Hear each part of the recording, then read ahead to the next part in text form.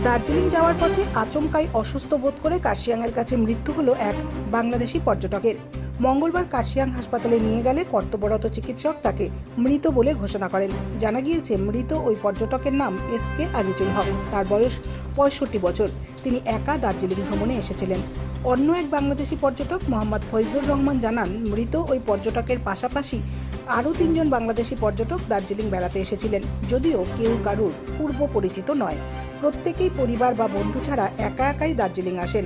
একই দেশের পর্যটক হওয়ায় পথের মধ্যে খুব সহজেই তাদের পরিচয় হয়ে যায়।